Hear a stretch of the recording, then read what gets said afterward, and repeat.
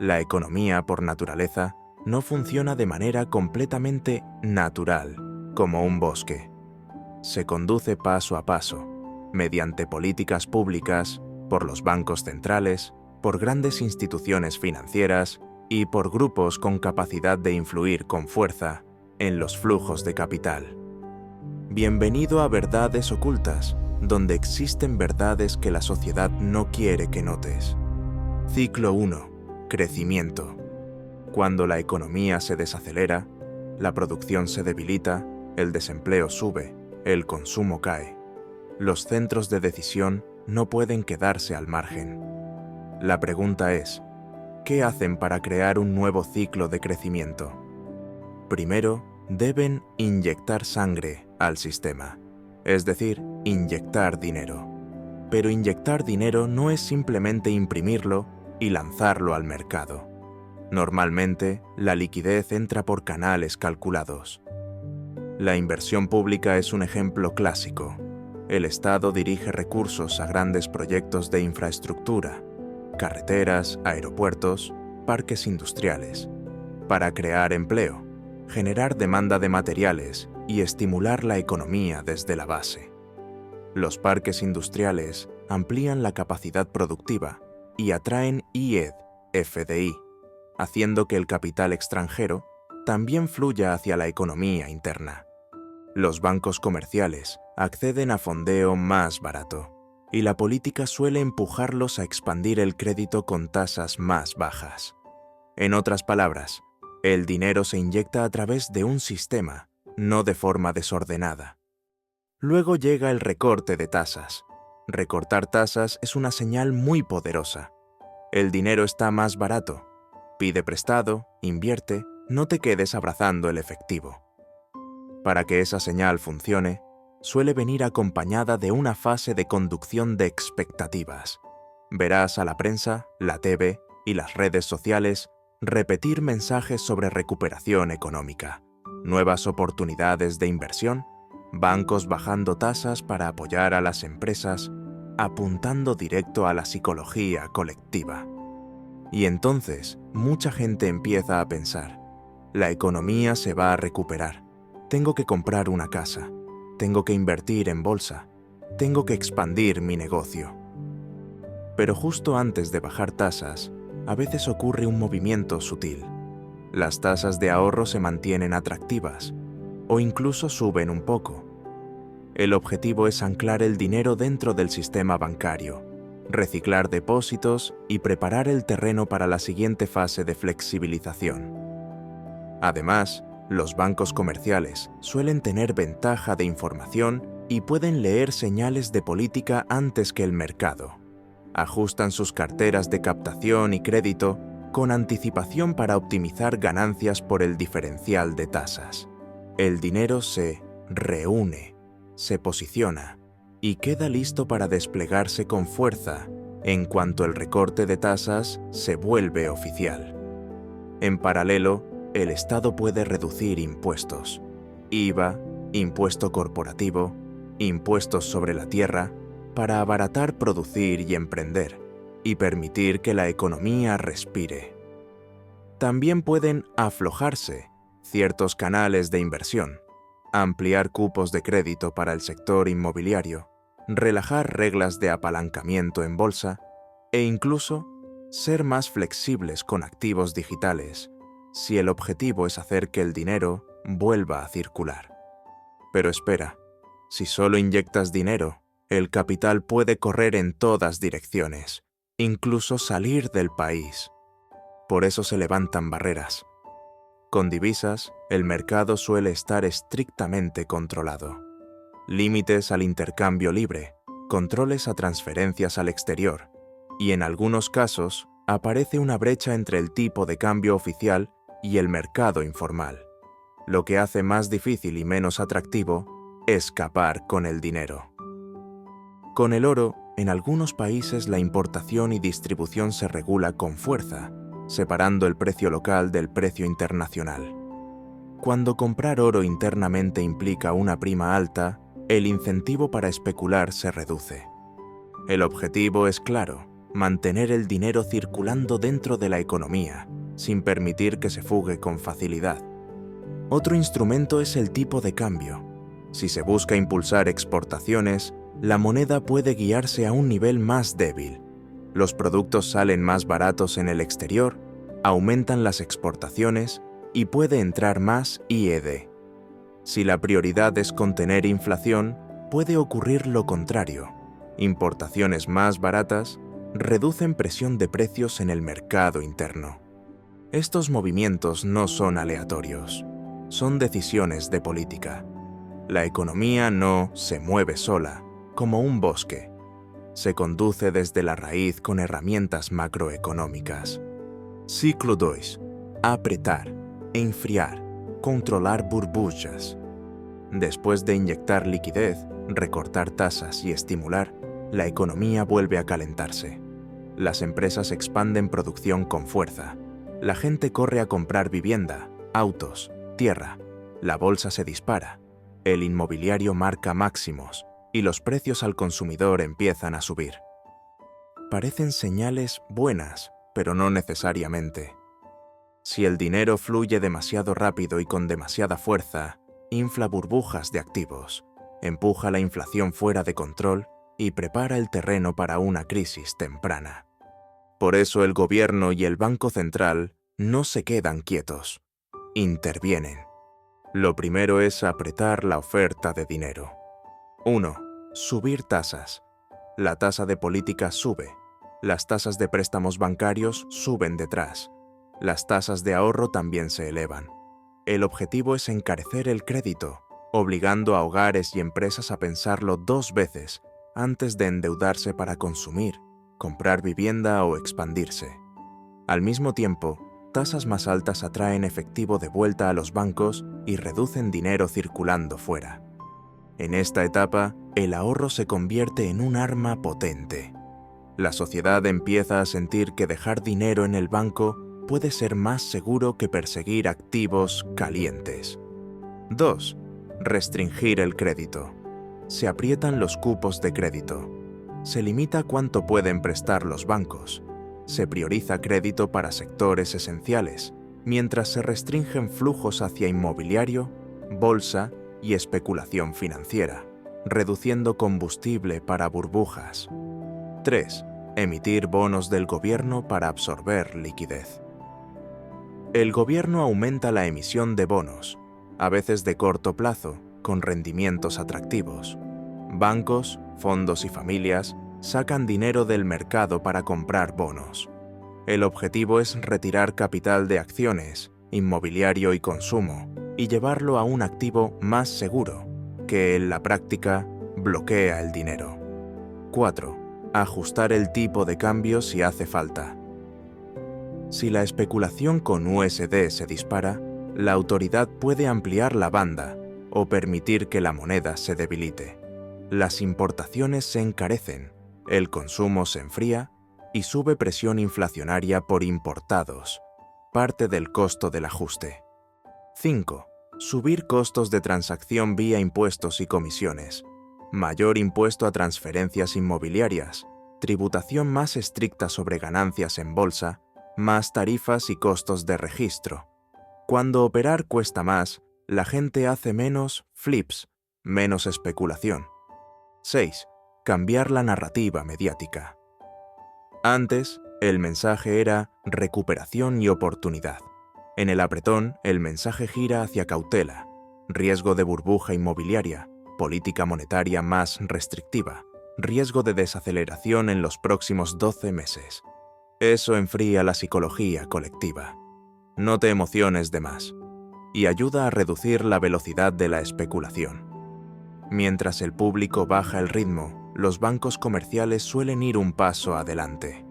Cuando ven señales de endurecimiento, reducen exposición a riesgo, inmobiliario, acciones, suben reservas de liquidez y recortan flujos ligados al apalancamiento, como margin y especulación financiera. Quienes leen el ciclo suelen salir antes de que el mercado entre en su fase fría. El objetivo del ciclo 2 es enfriar la economía gradualmente, sin derrumbarla. desinflar burbujas de forma controlada, estabilizar el sistema bancario y financiero y preparar una nueva base para el siguiente ciclo de crecimiento. Siguiente ciclo: crisis. En esta etapa, la inflación ya está alta.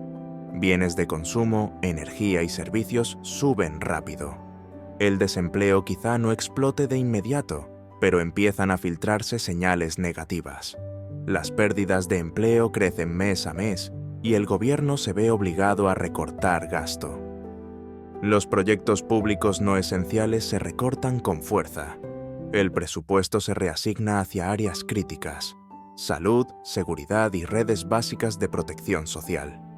A la par, el gobierno puede subir impuestos indirectos, como IVA y otros, y tributos selectivos, de forma más agresiva para absorber el exceso de dinero en circulación.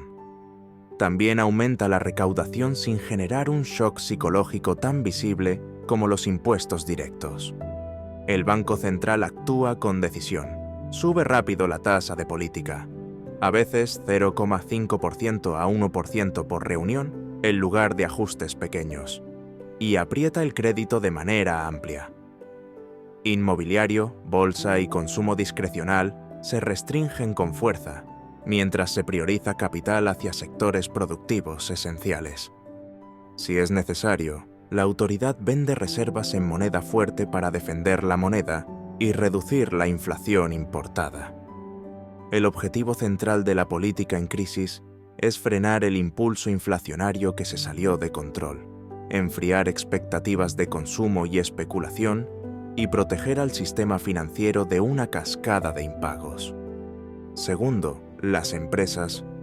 El panorama general de las empresas cuando entra una crisis suele ser muy sombrío. Los ingresos se desploman porque la gente aprieta el gasto y compra solo lo estrictamente esencial. Al mismo tiempo, el costo de capital se dispara por tasas altas que se prolongan. Con ingresos a la baja y márgenes erosionados, muchas compañías se ven obligadas a operar en modo supervivencia. Las empresas que antes crecieron en caliente, con deuda, sobre todo en sectores sensibles a las tasas como el inmobiliario y las finanzas, empiezan a quedar atrapadas, porque ya no pueden pagar intereses ni refinanciar. La reacción forzada es predecible: recortes masivos de personal para bajar costos operativos, pausa de proyectos de expansión y mantenimiento de lo mínimo indispensable para seguir vivas.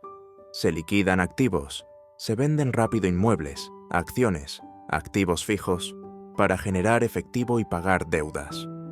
En cambio, las empresas más sanas, buen flujo de caja y baja deuda, no se apresuran a invertir. Guardan efectivo y esperan el momento de cazar activos baratos cuando el mercado toque fondo. Tercero, mercados de activos. El oro y el USD se vuelven refugio.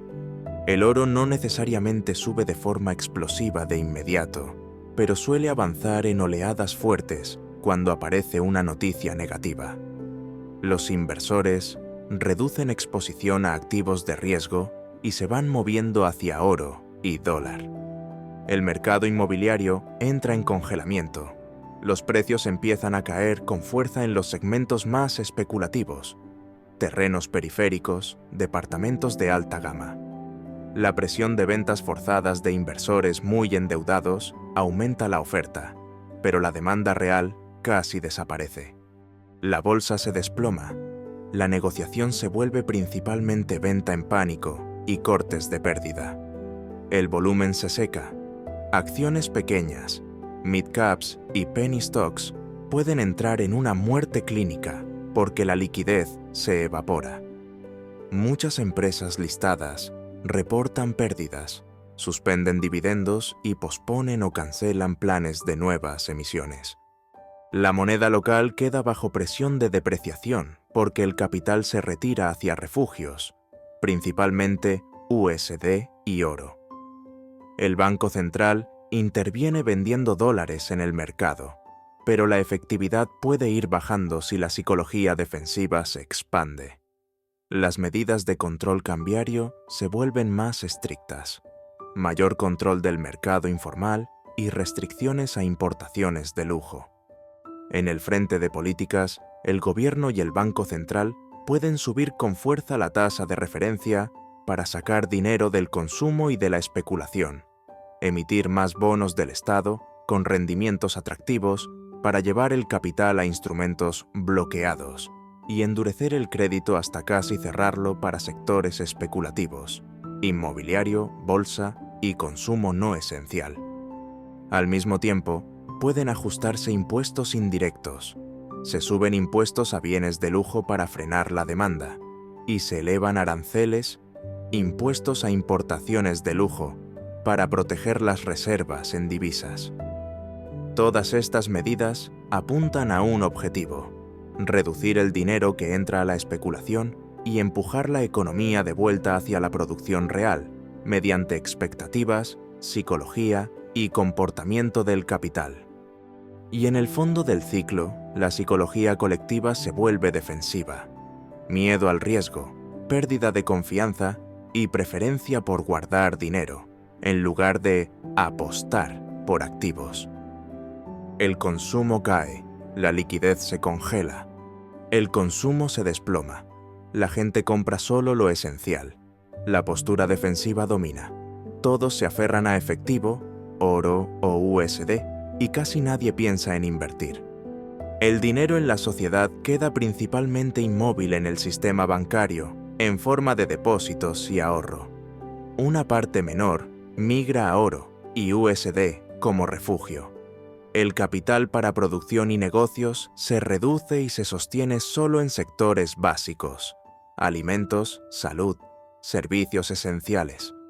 El resultado: la liquidez de los mercados de activos casi se congela. El crecimiento cae a niveles muy bajos, incluso puede ser negativo. El sistema bancario pasa a depender más de los depósitos de la población y de apoyos de liquidez del gobierno. En resumen, la crisis es la fase de descarga del sistema. Los activos caen en bloque, la confianza se rompe y el capital se repliega. Se endurecen los controles de flujo.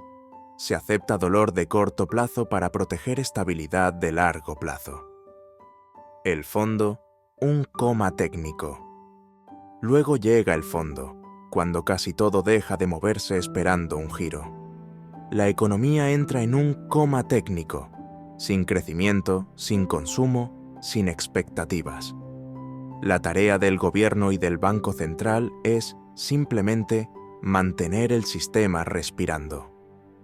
El gobierno recorta gasto secundario, eventos, investigación, promoción, y redirige el foco a gasto básico, seguro de desempleo, salud, educación.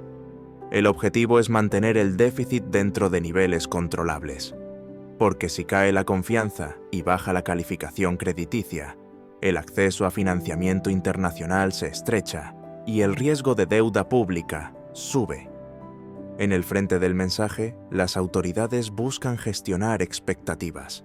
No hablan de agonía, repiten estabilidad macro, disciplina, persistencia en la política, mantener expectativas bajas, pero sin permitir pánico.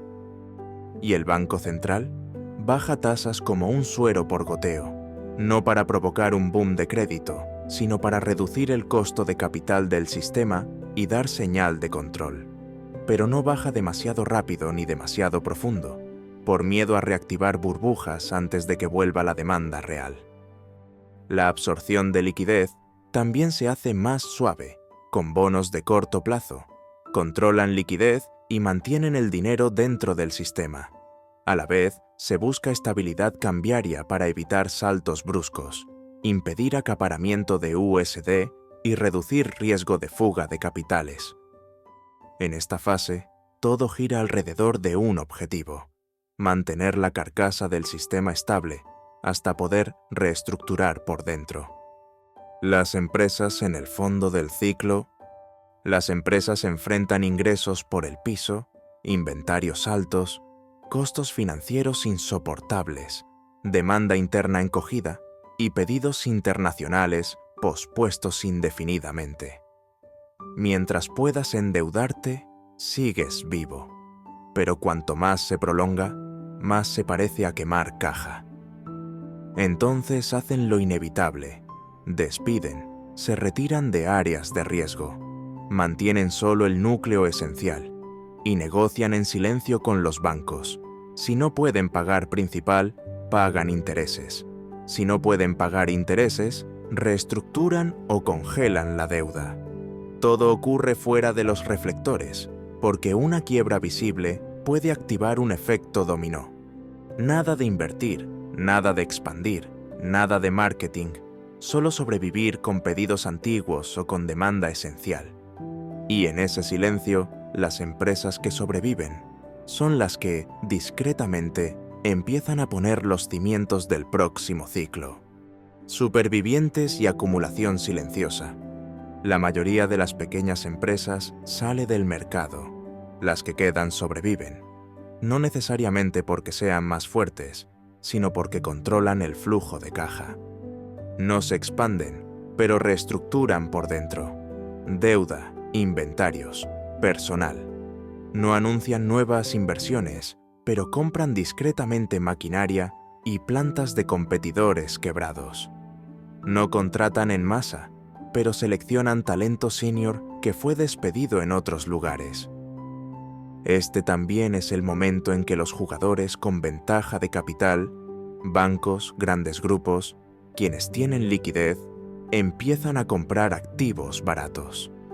Con poca liquidez, la recuperación de precios es lenta, y comprar barato es más fácil y menos visible. El oro sube levemente por demanda de refugio, pero le cuesta despegar mientras la liquidez del sistema siga débil. En algunos lugares, las autoridades siguen controlando importaciones y manteniendo diferencias de precio tipo de cambio para anclar el dinero en el sistema. El inmobiliario se vuelve difícil de valorar porque casi no hay transacciones reales. Los bancos prestan con cautela, priorizando segmentos de política pública o demanda real. Básicamente, manteniendo con vida al paciente. Los precios no se derrumban de golpe porque mucho sigue anclado en papel. Todos saben que el precio real puede seguir bajando poco a poco, pero pocos quieren materializar pérdidas. El mercado se vuelve zombie. Existe, pero casi no se mueve. La bolsa opera con poco volumen, sin IPO, sin grandes olas.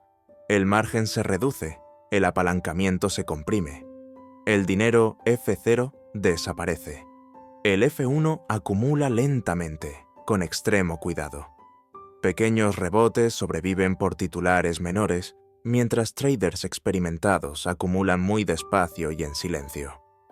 Las tasas guían expectativas, bajan lento, sin shock, pero lo suficiente para que la gente empiece a pensar en lo que viene. La psicología colectiva se vuelve apática. Ya no hay pánico, pero tampoco esperanza. Todo entra en pausa. Bolsa, ni compra ni venta. Inmobiliario, quien tiene aguanta pérdidas en silencio. Quien compra espera el fondo real. Consumo, al mínimo. Solo lo necesario. El efectivo se vuelve rey. El USD y el oro siguen siendo refugio. Pero justo en ese silencio pesado, los grandes empiezan a moverse. Acumulan activos bajo la narrativa de «no está pasando nada». Son los que entienden el ciclo. Porque el fondo no es el momento en que el precio es más bajo, es el momento en que la expectativa es más baja. El fondo es donde quienes miran más lejos ven oportunidad. En el fondo, todos dicen que el mercado murió, pero dentro de esos números fríos, a veces aparecen señales. El crédito se afloja un poco, el desembolso sube levemente, el empleo mejora apenas, las tasas bajan por debajo del radar. El sistema empieza a prepararse para un salto. El salto no llega en 1 o 2 días, llega cuando hay suficientes datos, suficiente psicología y suficiente confianza. Y cuando llega, puede ser tan fuerte que quien se quedó fuera no alcanza a subirse al tren.